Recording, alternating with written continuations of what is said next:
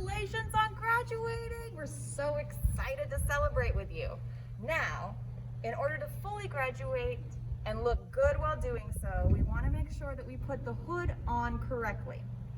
So you're going to start like this. It looks like it's inside out, but it's not. This thin part here has a little dangly guy that you can see.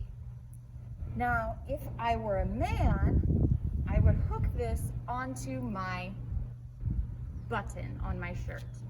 Most women do not have buttons on their shirt.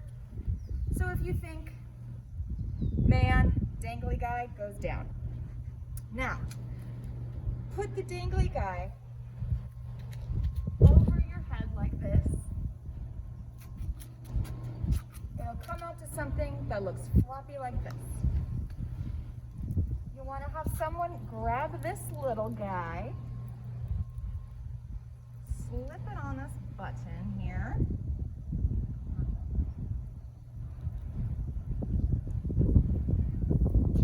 so that it stays on.